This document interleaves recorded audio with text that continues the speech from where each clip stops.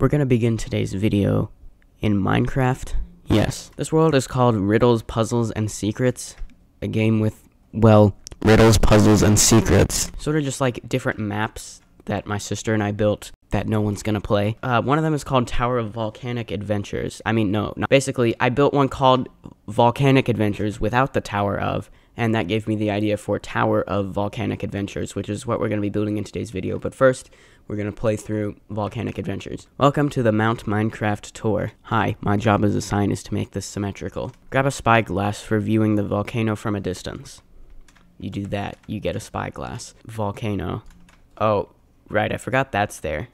That's supposed to be like, just ignore that. Watch out for the lava. Thanks, I couldn't have figured that out on my own. And by the way, I was the one who built this. Did I already say that? I might have. Warning, unstable ground. You can see that with the polished basalt, or whatever it's called, I forget what this is called. I mixed in some of the not polished basalt, or whatever it's called.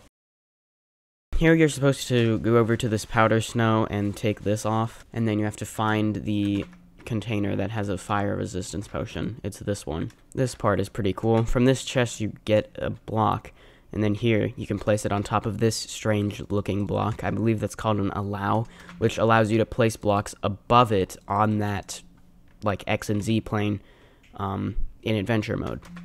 And then that pressure plate, which it's impossible not to step on, will like delete the block you just placed. Great, now I can begin ascending the volcano. Let's jump into the volcano. Good thing we have fire resistance. There's a trapdoor in the lava that you need to find to continue. Notice, jumping into volcanoes in real life isn't advised. Here's the trapdoor right here, then there's the nether portal right here. That's pretty much the end. Once here, you've entered the nether world. I mean, the volcano world, the nether. And then, yeah, that's pretty much the end. You can pause and read this if you want, I don't know. I skipped over a lot of signs, by the way, but yeah, that's the end. So yes, today we're going to be building Tower of Volcanic Adventures in Obby Creator, a tower where you adventured volcanically. Perhaps you're wondering what this bridge that I'm standing on is. Well, it's the lobby so far. Currently, there's one portal frame that doesn't even lead anywhere. Here's where Tower of Volcanic Adventures is currently, however, I will probably move it later. I'll show you what I have so far. So there's some effects here, and I actually want to add another thing. However, it's not going to be an advanced tools part or global properties part. It's going to be a button, and I actually finally made it so that the like things here are there. They're just invisible. So later on, this is going to activate as soon as you enter the obby slot, but for now it'll just activate when you enter this tower. Like really, these effects are all like temporarily set up at the moment. We'll fix that later. This is what it will actually look like with the fog end. So there's this lava river here, which I think is pretty cool. If you're wondering how I made it flow like this, I basically took a moving part with the texture, and this is easiest to visualize right here. When it reaches the end of its movement, it'll just go back because like it'll teleport back, I guess, because reverse is off. And originally there was like a noticeable seam in the texture where it is the next part, but I fixed that by making it so it didn't cut the like image as it looped off at the edge of the part by making these two things be 30, which is the length on this axis of the part. If I had it set to 45, which I did over here, and it's kind of the size of the repeating texture I prefer, then it would cause that seam to be there, so I just have to make it 30, whatever. Technically it does cut the image off at this edge or this edge. I don't know which one it is, it just depends on where it starts, but it doesn't matter anyway, because you won't be able to see that. So you'll go across the lava river, and then you will climb up the side of the volcano here. From here, the tower will be 5 descending floors, so there's 5 right here. Because the many towers I build are 8 floors, I'm therefore considering this like first part to be 3 floors. And so keep in mind that the floors in Tower of Everest Ascent were much longer than they are normally. So the floors in Tower of Volcanic Adventures, particularly these 5, will be like normal length. The ones here, space is like kind of like 90 studs. I don't know. It's close enough that it makes sense to consider it as such. And let us therefore begin building. I won't have the red fog end effect active the whole time, so your eyes can thank me. Well, actually, it will be activated for just a moment, because I need to make sure this starts like far enough from the edge here that you can't see that. If you can't go any farther than here, as long as you can't see it repeat, okay, you can. Okay, so it's really gonna have to be you can't see the edge of where this part is currently. I was just gonna scale it, but I can't do that. You won't go any further this way than right there. So I'm gonna take a regular part, and it'll just be an invisible wall. It'll be 1 stud, so you can't dance clip. Alright, so the only way you're gonna really be able to see the edge, you kinda can here. Okay, I guess I'll make this go a little bit further. We'll go to 128 like this. So in first person, you can't see where it, like, the last little bit across here, like, disappears because it's resetting it. So yeah, that means this works. You could if you just use third person and like zoom your camera over here. I'm not really concerned about that. Also, I'm gonna have to move the whole thing over because you can see this and that doesn't look right. I guess I may as well go ahead and position this tower where it's gonna be mainly, which I think right here will work. I'll need to move the temporary wind room though. There, so it's pretty much toward the middle. From here, you won't be able to see that. From here, you also won't be able to see that. Okay, all right, I've successfully moved it over to here. With no major catastrophes, at least not that I've noticed yet. And I think this is going to be the permanent spot for it. Of course, I haven't really built the lobby yet, so that will determine that. But let's begin building the parkour, and this is an appropriate time to discuss the difficulty. I'm aiming for this to be mid to high challenging, but pretty much just the nature of this tower being about lava and stuff, and just the way I'm building it, that's going to make it so that insta-kills are kind of necessary, without some, like, really complicated mechanics I'd have to build. Actually, they wouldn't be that bad, but I don't feel like doing that right now. Or ever. It's mainly going to be that difficulty because of the insta-kills, and pretty much falling at any point your run ends. So the gameplay is going to be really easy, probably not going anywhere above mid-difficult. Alright, so for this first part, I think it makes sense that you just, like, jump across some rocks going back and forth across the river. There will be things preventing you from just doing this. The style I'm going to be building this is going to be similar to that of the Ring 2 lobby. Normally you don't realize how difficult it is to build natural looking terrain with parts until you try to build natural looking terrain with parts. But luckily, building rocks like this is probably the easiest natural looking terrain to build with parts. It's mostly pretty much what the entirety of the Ring 4 lobby is going to be that is difficult. You know, stuff like this. Making this cave was, I remember, kind of annoying. Basically, you just take, like, one part, you duplicate it, scale it a little bit, rotate it a little bit, and move it a little bit. There. Even with just two parts, that looks like 10 times better. Unfortunately, that scale is not linear, so putting a third part does not make it another 10 times better, which would make it 100 times better than the first time. But it's not nothing. There. This looks great. In Tower of Everest Ascent, most of the tower was not stud texture, except for, like, the most important stuff, which is the parkour.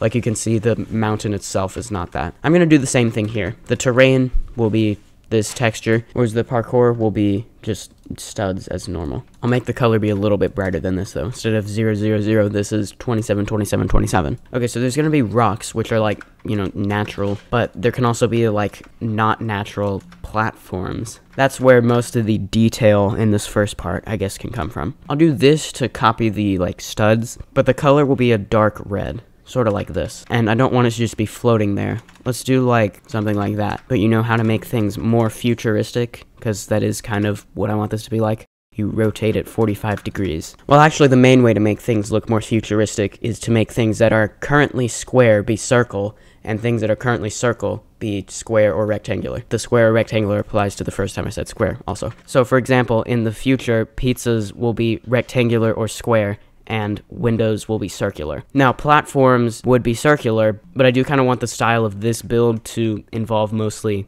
like, angles, so no circles, mostly. So that's why I'm doing the next best thing, which is rotating 45 degrees. That's also why I rotated the frame over here 45 degrees. As for other decorations I can add to this, neon. The way I scaled this, it kind of ended up going all the way to the edge like that. I think that might kind of look cool.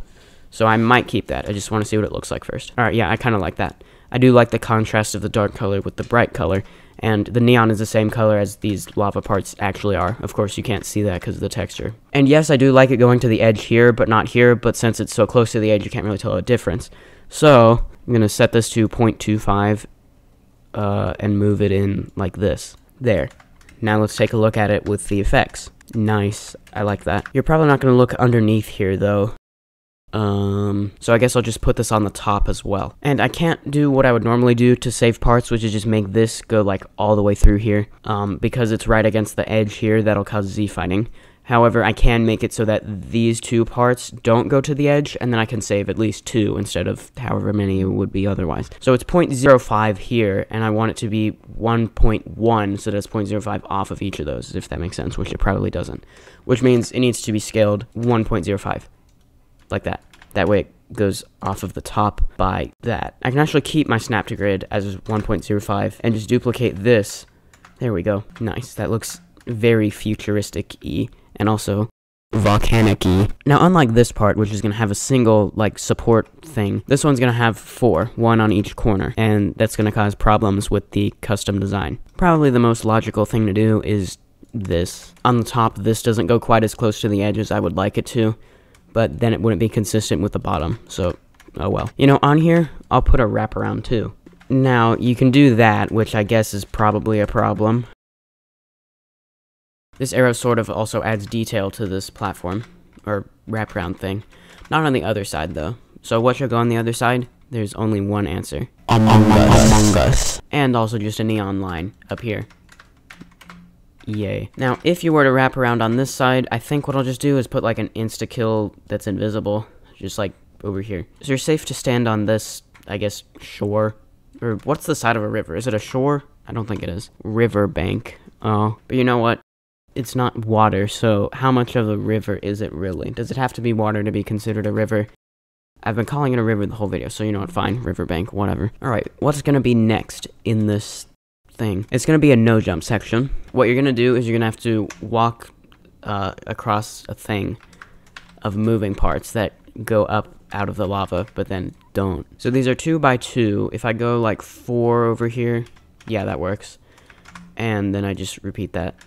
But wait, if I do this, efficiency. Wait, no, I shouldn't have duplicated them yet. Okay, so I want to build the thing and its detail first. If it was just coloring it, that would be one thing, but it's not. This is what the design on these things is going to be. And I think 5 studs may not be enough. Let's go 7, so add 2 to that. And then also scale these by 7, or 2. Move time, let's see. What if I do 2 with sigmoid easing style?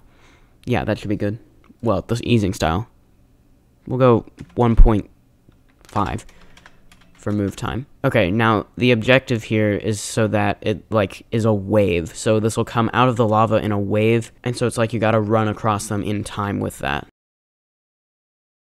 I think what I'm seeing here with the neon parts, I guess the other one too, but I'm seeing the full distance that it'll move, like the bottom of the lower destination to the top of the higher destination.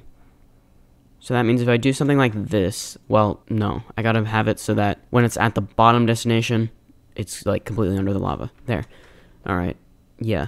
Alright, so with the no jump section, what you're gonna do is wait for this to appear, and then you gotta run across it. And I think that works very well.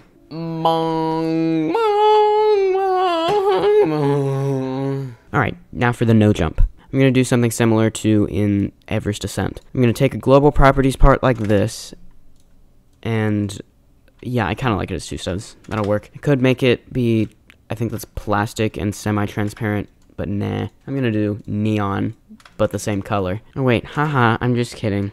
Well, leave that there for just a second, because I need to make that be not a global properties part, but a regular part. Because the actual global properties part is going to be invisible. That way you can't just jump over it. Actually, you know how it was going to be 2 studs? That was a lie. It's going to be 1.75. Alright, so there's the global properties part. The default thing it's set to is set jump power to 0. So that's nice. And I'm also going to scale this so you can't wrap around outside here. There's not going to be any parkour on this side of the riverbank, just because I don't want there to be. Like, I kind of want it to all be in this one area. But this is invisible anyway. And it's going to be no jump. I'll add a sign that says that, just not right now. So now I can test this. Gaming. Alright, so I finished this first part of the tower now. The part before you actually go into the volcano. So the no jump section will continue, and this is where it will end. And then you'll be able to go across here onto here, where these arrows direct you to go this way. And I also made this epic logo thingy. See how the A is a volcano? Wow. We therefore can begin these 5 floors, which that's not what you're gonna do. So first, something definitely looks kind of wrong at the moment. Let's solve the first problem of, like, these corners. I want them to not be like that. Basically, I'm gonna take a wedge and do this. I want it to be like these 2 are the same. That way it does that. Well, you know, like this is at a 45-degree angle, if that makes sense. I'm gonna duplicate it and place it at the other corner, the opposite one. And before I select both of these and duplicate them, and then rotate them 90 degrees, I'm going to position them at the Y level at which this part is, which has just a slight, like, this is overlapping. You won't be able to notice it much, but I want them to all be the same if you happen to look that close. Although I think it's kind of inevitable there's going to be misalignments, so there's really no point in trying to make it exactly, but whatever. 168.45, so I need to set this to 0.5 and move it down so that it's the same thing. I've just duplicated both of them, so I can rotate them 90 degrees. Yay.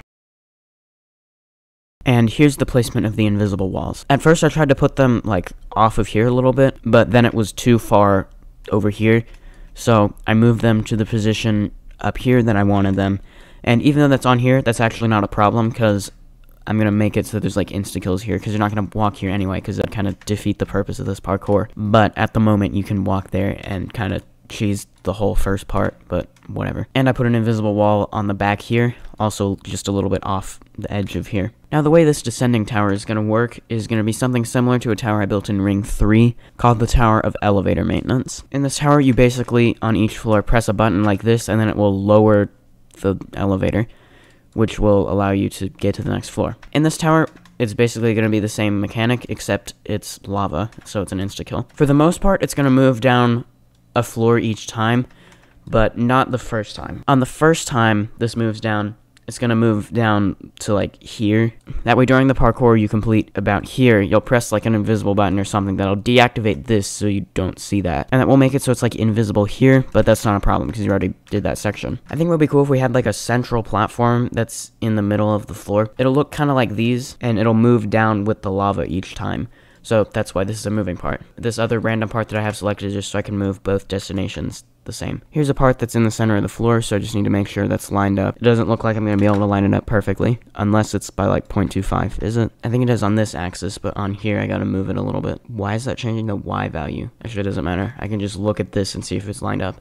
And it looks like this is in the center of that stud, so that's good. I can delete this temporary part and this temporary part now. Now the lower destination here should be the same position that this is. Let me go ahead and set this to button activated just so it's not moving constantly. Oh, and I gotta swap these positions. But it's fine because that wasn't set anywhere specific anyway. So this one I want to be, I think, right about here. We'll go an extra stud by scaling it. There we go. Then this one needs to be relatively in the same position to this, but like the destinations. If I select both of them, I'll be able to see what I need to do. So I need to move this up a little bit. Alright, and there we go. If you look at it, it's like, looks the same up here, minus the transparency and the fact that that's just a preview thingy. Okay, I could use multiple parts for detail like I did there. I kind of don't want to though, because then we have to use multiple moving parts. I think it would be easier to just use an outline effect, and I don't know how well this is going to work, but if I set it to that color, yeah, it's not the same because the neon makes the color different than what it actually is. So a quick color theory lesson. Basically, when you make a part in Roblox be neon, it often will not make the part appear as the color you actually have it set to be.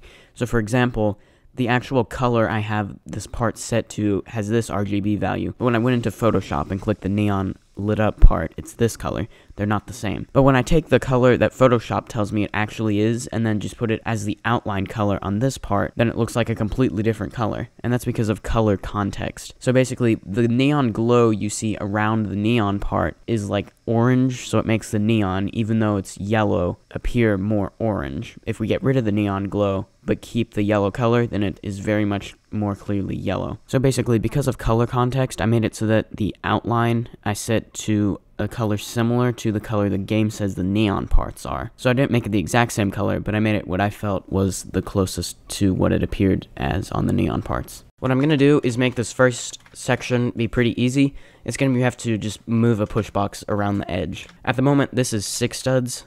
The push box, I guess I'll make it 3 though. I want it so you have to like really push it against the wall, because I want this to be more like that. I mean, not that thin, or whatever the word would be. 2, I guess, or maybe I'll try half of what the push box will be. Alright, so if I make the push box 4 studs, that way when I make this be half of it, it's not half a stud. But if like this ledge is half of what the push box is, alright, I just tried that about 10 times, and I failed every one of them. It's probably possible, but it's like going to be really annoying. If I instead make this 3 studs, then yeah, it won't like fall over. Alright, so you'll press this button. I set the properties except for what it actually needs to move. It should move that. So when I do that, it'll move down, but I do want to add an easing style, and it'll also start moving back up. So I'm going to turn reverse off. Move time, I want it to also go a little bit faster. Let's go with 3.6. And easing style, sigmoid. Alright, great. And I just now noticed that the outline, like you can see it there. I don't want that to be the case, so I can just do that. That'll fix it. Because I want it to be like this part is underneath the lava also. You know, like what this is sort of implying. So you jump down here, but we have a problem, because of course we do. Parkour I build here, most likely you'll be able to just jump straight to that. So I'm gonna have to do a button of some sort. If I place a button here, I can't make it a moving button, that's not a thing. But what will happen is as this moves down, it'll appear that this appears out of this platform. So I just placed and colored the button. Let's see what it looks like. This will move down. It does that, okay. So you jump to that button, it would activate parkour, which you'd complete, and at some point, probably just at the next button you press that's here, I'll put an invisible button that deactivates this. Alright, so here's the parkour it's going to activate, at least what I have so far. That's it. I realized you can just jump here and just walk across and skip a bunch of stuff. I did have this for a second, I just undid that because I thought it was going to be just a linear path around here, but I now realize you could have problems. If I instead make it 2 buttons that are underneath these 6 stud things, there's going to be no way for you to, like, jump there, as long as I build it in a way that prevents that. I mean, here, obviously, there's a wall, but, like, if I build it 1 or 2 studs off of this wall, you're not probably going to be able to get to that. It can be, you press 2 buttons, which will deactivate, like, a force field around a button that's actually here, like, outside the volcano. The next time this thing moves down, it'll move all the way down to here, so more than a floor. That way we won't have to deal with the problem of being able to jump and skip things. To get this button to work, I first of all had 2 force fields placed in the same spot so that it looks like one that will only disappear once these 2 buttons have been pressed. The button itself is an activate parts button that will move the lava and central platform down. Right above the button I placed is a second invisible button that deactivated this button as well as this part of the lava river. But turns out the texture effect can't be removed by the modify effects button property, but images can. So what I did was I changed these to be an image, but I couldn't do that to the lava river because it would mess up the texture to do that. So I just placed a platform like this around where the lava river is, although the lava river still deactivates to prevent random insta-kills from your character clipping through that platform, with a magic portal that only that one platform can go through. Alright, so I built sort of the middle section of the tower off camera. We're about to play the whole thing start to finish, but before that I want to just build the ending of it. So I considered just making the wind pad just be down here at the bottom floor somewhere, but then I decided if it's a tower about lava, well, volcanoes, but close enough to lava, then how could it not include a rising lava section? So that's what the ending is going to be. Not only that, it's going to be you press this button, the lava starts rising, you go back up the whole tower. The timing will be pretty lenient, and also some platforms will activate to make it actually possible to, like, play it backwards. What's going to happen here is when you reach the top, there's going to be an invisible jump pad that'll launch you into the sky, and that's where I'll put the wind pad. I think I'll just make it invisible, though. So it'll lower the fog end, because it's 50 before. It'll change to 300 with an invisible advanced tools part. That way you can kind of see what's down here. Then it'll just, like, teleport you to the wind room. Alright, so the lava that's right here, I'm going to take it and duplicate it. So this one at the bottom currently is the, like, end destination. So I want to take this and move it all the way up to the top, or about that much. Where's the invisible jump pad gonna be? I guess that's the question. We'll have it so off of here, you would think you're about to do that, but then you'll hit the invisible jump pad. Also, I know there's no way to make an invisible jump pad be activated by a button, because then it would be visible. I have a plan, don't worry. This thing's end destination will be there. I think if I reset, that should go away. Yeah. The start destination, I think, should still be right here. Yeah, I just clicked it again, so it selected the other one that's currently right there. This should be there, which it is. Now I want to take this lower destination, which is the starting destination, and place it right there, the same spot as the ending destination on this. There's no need to deactivate this one because this is going to start going up, so yeah, like there's just no reason to deactivate it. I'll get a better timing later, but for now I'll just have this set to like, maybe 200's a bit much. Let's just do 100, that should work. Now I'm going to take this button, set it to activate parts, and tell it to activate this lava. When I press it, it should start rising, which it is. It's moving just slowly at the moment because of the easing style. Now we need to get the jump pad thing to work. So I can move it up just a little bit so that you won't really hit it standing here. I don't think you will even at its position it was a moment ago, but there. You'll do that. That's pretty much what's going to happen. Let me just set this to as high as I can set it, which is 200, which is this high. So, yeah. Now what we're going to do is duplicate this button and just place it right there. These effect things are temporary, by the way. if that wasn't already obvious. Well, like, they'll be invisible. The way they currently appear is temporary, I mean. The button is going to be a make objects invisible button that deactivates this. So when I press this button, that should make it so that standing here, I don't get boosted. Now, I am a little bit concerned that with 6 different things to activate, it won't really work right. It worked fine with 5, but I'm not sure about 6. But it doesn't matter because it's still going to be 5. Because this one that's currently here to activate these walls, that's not going to be here once I build the lobby, which will, when you enter the tower, already have those activated. So it's still just going to be 5. But until I build that, I think I'll just leave this as is and then just put a sign that's temporary that just says, make sure you activate all 6 of these. So now instead of a button to activate that jump pad, it's going to be a button deactivator that will deactivate the deactivator. Because if I just made it a button that activated this, it would be visible. So instead, I make it be invisible to begin with.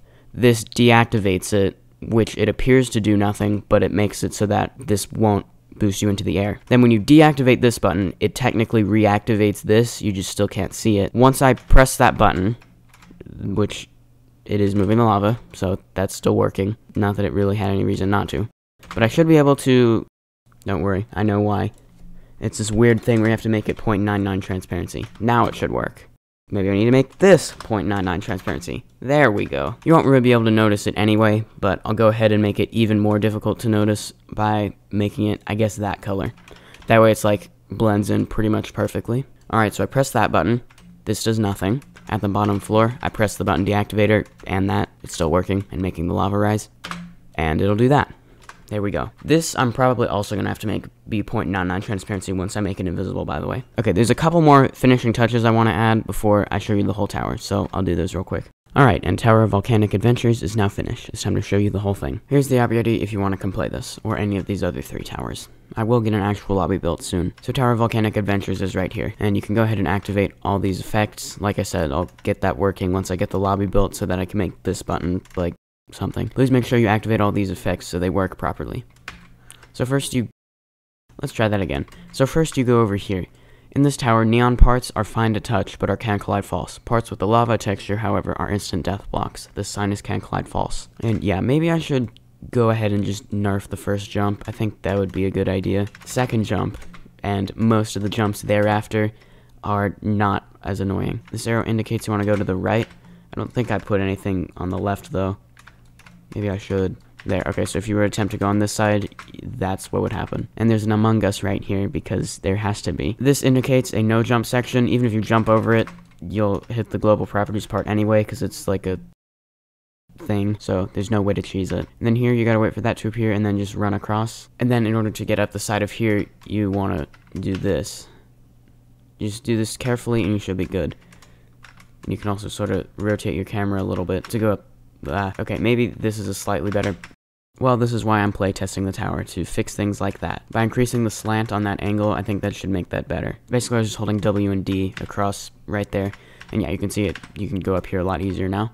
You can just step across and then go across this zigzag tightrope, and this will give you your jump power back. That way you can jump across, and these arrows indicate you go up here. You can stop and look at the logo thingy I built that says the acronym, except that just happened, which is that I hit the lava that's right here. I think I can just do that to fix it. There we go.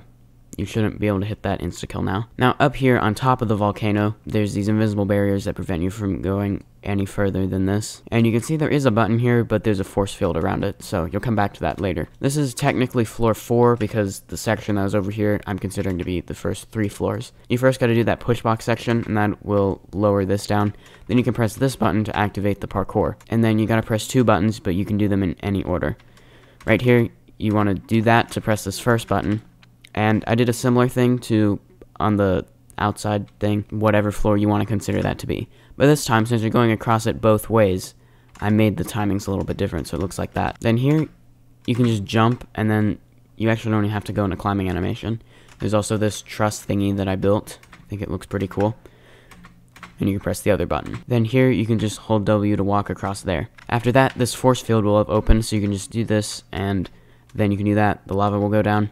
And you can just do this. This says magic portal thing that only that one platform can go through. This says this force field is can collide true, so you can stand on it until it's deactivated, because it will be deactivated. This thing will reset your jump power back to normal, because there is a no jump section coming up. This is a push box. You gotta get it over this half stud, or slightly more than a half stud, like ledge, without it tipping over. It is possible. Oh, and also signed my name right there. I don't do that all the time, but I decided to here because I needed to add some detail.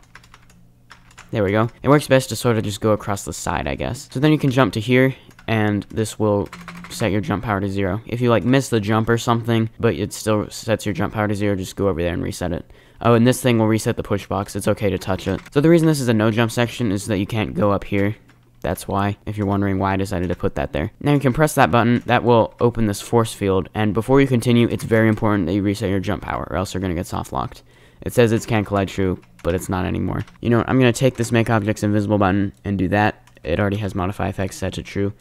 That way when you press it, it'll also get rid of that sign, so you don't get confused. Alright, then you can jump across these things and press this button. You can read the volcano fun facts if you want. The lava in a volcano is actually magma, which is the same thing as lava, except that it hasn't reached Earth's surface yet, so they just call it different things. Most of Earth's volcanoes are found along the Ring of Fire, which surrounds the Pacific Ocean. It's in Eastern Asia and Australia and Western North and South America. So you can jump to this button, and it'll do that.